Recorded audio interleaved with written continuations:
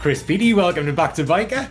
Thank you so much. Good to see you again. Lovely to see you too. Now, usually I start by asking about people's biker audition, but your story is a bit different, isn't it? Because you were a film star when you joined us already.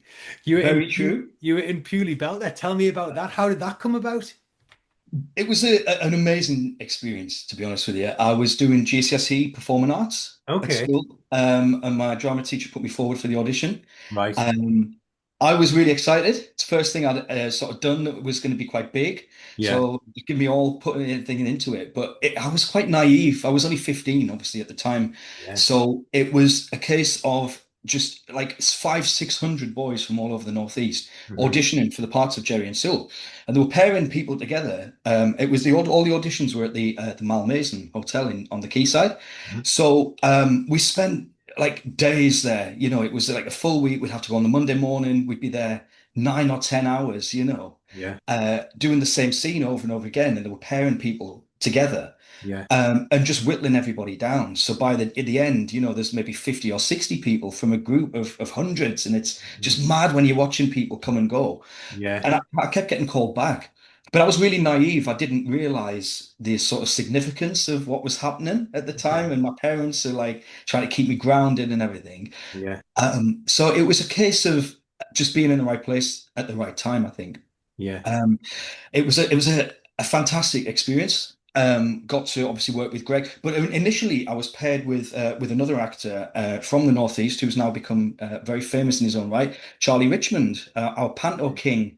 Right. So he's now, yeah, he got the part of Mali in Purely Belter, Yeah. but Charlie was initially paired with me to play Sewell, and they decided that we would work together. So Greg ended up becoming Sewell, and we were together.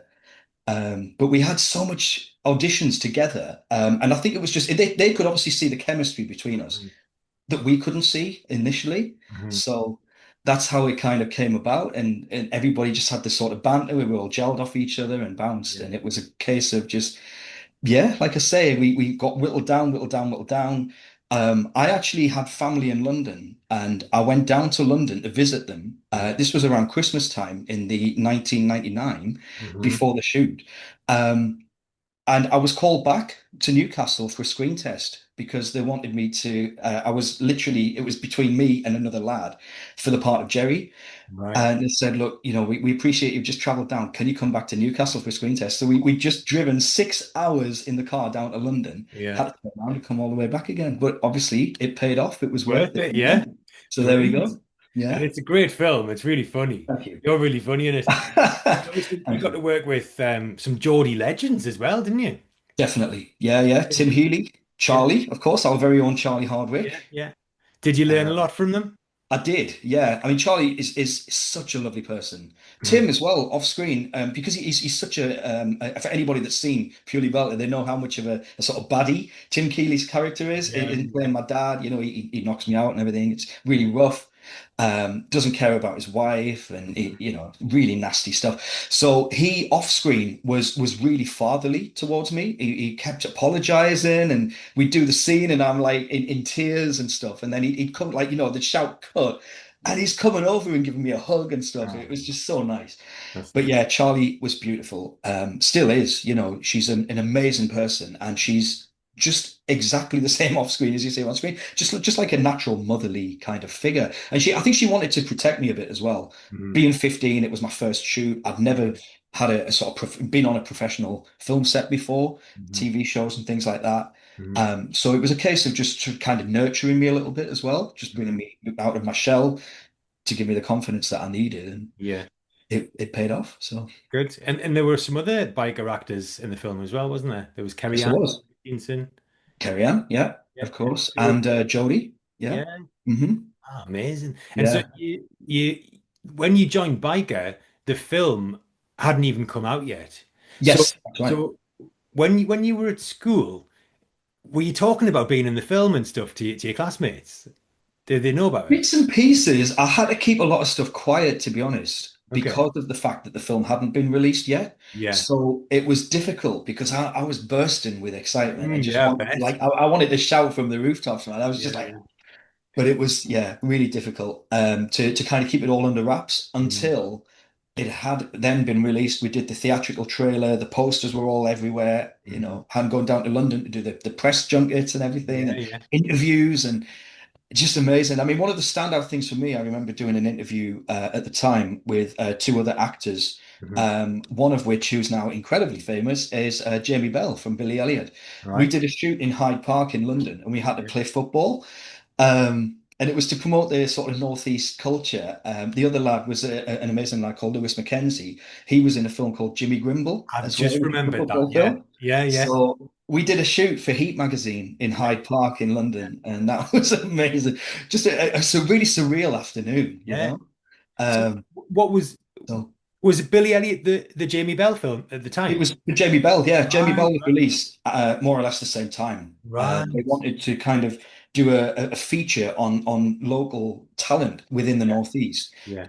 up and coming, that people that hadn't done anything before, newcomers to the scene, wanting to Mm. go on, and then yeah. So it Yeah, was yeah. great, great afternoon. Great. And how long was the time between rapping on Purely Belter and then starting on Biker? Quite quickly, actually. I'd auditioned previously for Byker Grove. Not many people know this, by the way. So Ah, this is an exclusive I'm getting here. I'd previously auditioned for Byker, but I was unsuccessful. I had gone to the call, got to the mitre. I was up against two other lads, and they picked somebody else who's to. which characters? I can't remember off the top Oh, of my head come now, on, Chris. but well, Siobhan Hanratty Yeah. was in at the time as well because we were in the same class at school. So when Siobhan got in, How do I I was not know like, that? "Oh my gosh, it's amazing!" But yeah, I had an audition, and then they decided to go with somebody else. So I then went back after having done pretty well. I think probably at the time because I didn't have the experience. Yeah. So maybe that they decided. But when I auditioned for the part of Joe, it was more just a sort of informal chat. But at that point, because they'd already seen what I'd done Yeah, with yeah. the film, and I was cast at the same time as young Adam Ironside, Uh-huh. who's obviously not so young now, but at the time, but they originally wanted twins. Right. And they cast me and Adam because they like both of us, having known that Adam's background in doing the Catherine Cookson drama as well. Oh, So, okay. and then I'd come from Purely Belter. Yeah. So they decided to change the roles and cast us as brothers instead, and that's how that came about. So I didn't know that about Adam and Catherine Cookson. there you go. Yeah, yeah, Oh, yeah. He was in the Catherine Cookson so drama, the interesting. Secret, I think it was called. Oh So yes, yeah, I know that one. So I yeah. was I was actually going to ask you, did you have to audition for Byker, having done the film? Because it's a bit No, of a show, not really, really. isn't It it? was more just a chat with the producers Yeah, to see where they could sort of slot me in. They already had the character in mind, yeah, and got me to just read a little bit of script to do a quick screen test. Really, it's just yeah. to see if I was suited to the role. Mm, And of course, I snapped it up. I was dead excited and mhm. really grateful for the fact that they'd offered me because they kind of knew everything I'd done. And I think it helped as well, like you say, just getting back to the fact that some cast members from Byker Grove were in Purely Belter as well, so they knew what I was capable of doing. Yeah. And a lot of the crew actually worked on Byker as well. So when I came into Byker, it was really nice Hmm. that some of the team in the production office and stuff and the camera crew and everything had worked on the film previously, so they knew me as well. Yeah. How did film and Byker differ to the film? Biker was a lot longer because, as you know, you film in the blocks. So we were Yeah. doing like episodes on weeks and the different shoot. The film itself was actually a really quick shoot for a feature film. Okay. Only took 9 weeks. Most feature films are sort of 3 or 4 months or more. This was like a really quick shoot. Obviously long days, but Yeah. we had a week's rehearsal and then it was a 9 week shoot over October to December in the 1999. The film was released in the November of the 2000, so Yeah. it was quite quick. I remember a few of us coming to London with you for promo. Yes, we had the yeah, that's right. Yeah, we had the joys of the premiere and coming Yeah. down. Just yeah, it was mad. Let's talk about Byker then. Yeah. Tell me some of Joe's storylines. So I joined the series with quite an unusual storyline with my brother. We were growing marrows on a vegetable patch, if Yes, you I remember. remember. Yeah. I had my little garden plot and everything. So it was fun. Yeah. Not many teenagers can say that they've got a little garden plot and everything. So it was unusual, but a bit unorthodox, Yeah. but great. And it kind of introduced us then to the group of It was a characters. gentle introduction, wasn't it? Gentle Yeah. introduction, yeah. But then as the series progressed and my character arc sort of developed, Hmm. um, there was a quite a hard-hitting storyline Hmm. with the bulimia. Hmm. So there was a few episodes where I was shown to be sort of, hiding away from everybody, Hmm. going off to vomit behind a tree. Hmm. Um, there's quite an uncomfortable scene where Regina comes and finds me, and I'm surrounded by chocolate bars, and I've Yeah, I had like a remember. binge. Hmm. Um, that's quite nasty as well. But it's really nice to be given something like that you can really get your teeth into. Yeah. To just have a fantastic storyline that you can, but it's something people can relate with as well. Yeah. I remember getting called up to the production office afterwards. People had wrote in Hmm. to the series and said, I'm affected by this. Like they kind of relate to the drama, or people are going Hmm. through the same thing. Hmm. And I would have to sort of sit and just to kind of bring that to the spotlight a little bit as well, because bulimia is it's common with young girls and women. Hmm. So the fact that they chose a young lad to do it Hmm. shows that it hits everybody at the same time. And I think Yeah. it was a first when Byker decided to sort of approach me with that storyline. Hmm. They said that this is quite impactful because it never been done Yeah. previously before, especially in a children's drama. Yeah. So it was really nice to be given that and kind of be able to showcase the effects and the sort of help and the support that you need after that. Yeah. I remember some of the boys in the cast were like, oh, it's an eating disorder for a lad. Like, because we were young and we That's didn't right. realize that boys could get eating disorders, and Of that's why course. that was so great that Yes. it was going to be on kids' TV to show that boys can have eating disorders as well. Exactly. Yeah. So yeah, and another good thing I always thought about Biker was it didn't just focus on the character who was dealing with an issue. It also focused on their friends as well and how they reacted to the situation as well, which is good. Definitely. Yeah. Yeah. That's it. Absolutely. What are So. your memories then of Byker? What do you think about when you think? Oh my gosh, there's so many great memories, isn't there? You're turning up to set. I'm not the best traveler in the world, to be honest with you. So getting these early morning calls, 5:30, 6 o'clock in the morning. Yeah. I had the taxi driver that used to take me to the set Hmm. was a bit of a speed freak. So the amount of times I'd have to literally, I'd turn up on set and I'd be rushing straight to the bathroom because I get really, really travel sick. Thankfully, it's not so bad now, but oh my gosh.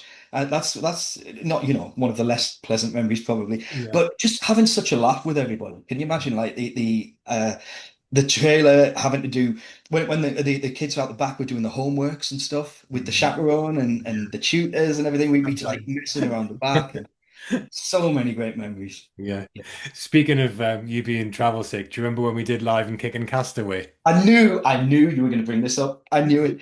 Chris, Yeah. I still So laugh about this. It's hilarious. to this day, yeah, I cannot drink tequila. If someone puts a tequila in front of me now, oh, yeah, you and Gary have got a lot to answer for, mate. I No, we swear, we because we that were was so we led funny. you astray a little bit that weekend, didn't we? Yeah, It was really three badly. three girls on 17-year three. old, I was barely, I was teetotal back then. I'm not a massive drinker now. I think it scarred me for life, mate. But Yeah. yeah, lining shots of tequila along a bar, mate. Having to get up at what was it, 5 o'clock call or something for Something live like that. in the next And morning? then to make matters worse, we were getting transported to this desert island, not a desert island, By remote speedboat. by a speedboat. And do you know what I That's always so think funny. about when I think about that storyline? That story when we got off the island to get changed. Do you remember what had happened? No, Yes, yes, 9/11. yes, you're right, absolutely right. Yeah, Because I remember watching this on the TV. yeah, yeah. When we were Yes, getting yeah, changed. that's something that will stick with us, I think. Yeah, Yeah, that day. Yeah, yeah. yeah. Let's talk about life after Byker. Did you continue acting for a bit? I did, yes. I still get bits and pieces to this day, to be Yeah, fair, but it's more just sort of quiet. I've kind of moved into the musical world now, so I sing yeah.